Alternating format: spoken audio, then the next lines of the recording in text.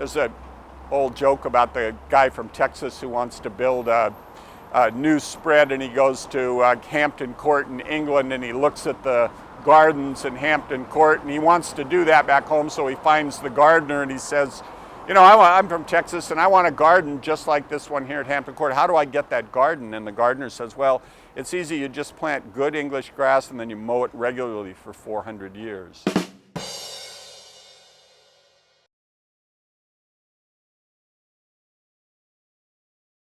I needed to find an office. I visited probably half a dozen or more potential office spaces, and drove by this one a few times, and they put a sign up saying office space coming soon, something like that. And I stopped in with the construction manager and got my feet in the door before they were even through with the remodel. It's obvious from looking at the place how attractive it is, and if a person's going to spend so much of their life at work, you might as well work in a place that you feel real good about, and this place feels real good.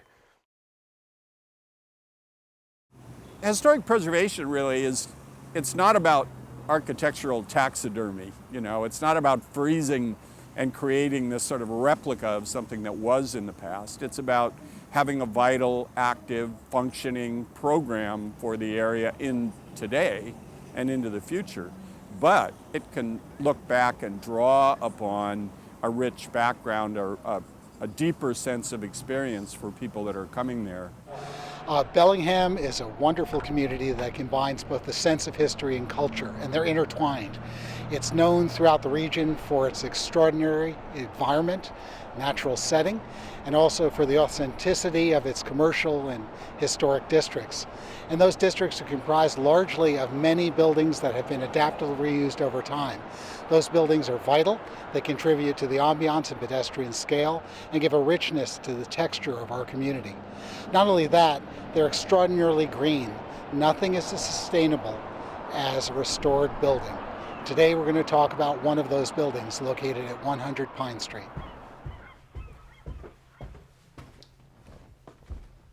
I can tell you the history that I know about the building. It was originally Blodell Donovan lumber mills.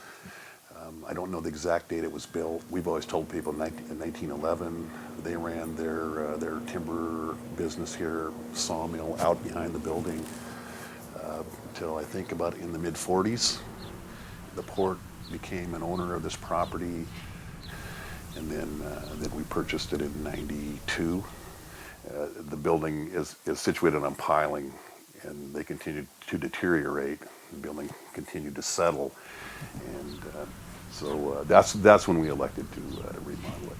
Substantially tore the place apart and started over. So it was an easy decision to rebuild. The building is so close to the shoreline that permitting a new structure would be just about impossible.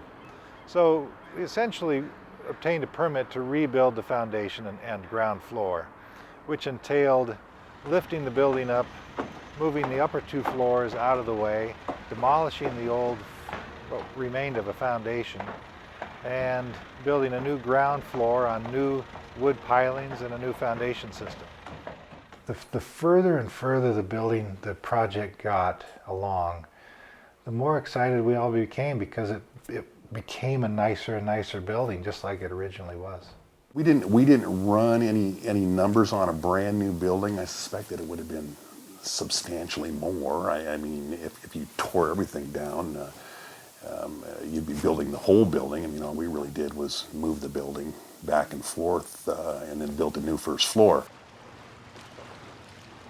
Almost all of the tools we use today to encourage and to keep track of the preservation of buildings and character of districts are in the form of incentives. And our incentives are largely tax credit based, and they are building code issues. The state of Washington has adopted the International Existing Building Code as a part of our state building code.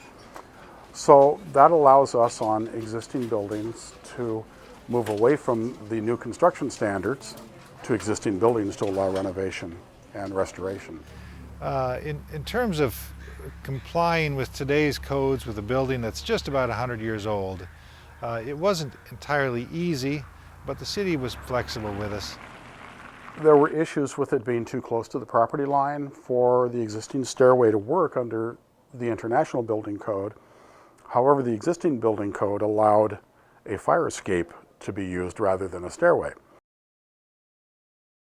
And it was partially sprinklered, but there was no need for those sprinklers under the fire code or the existing building code, so those were removed. The front stairway was in the public right-of-way, always had been. So the Public Works Department worked with the developer to allow the stairway to be put back in its historic location, even though it's in the public right-of-way. There's a recognition in the building code, in our case the International Existing Building Code, that recognizes that there are some archaic or older methods of construction that still serve a function and they create no life safety issue that there's a public and a community interest in wanting to see preserved. I can think about when, the sawmill was here, and I think, it'd be nice to be back in those times, you wouldn't have all the people, and it's all resource based. I think in the back of their mind, and maybe it's even a subconscious thing, they kind of yearn for the good old days from time to time. I mean, look at it. Tall ceilings, windows galore, the bay right out here. It's a happening place.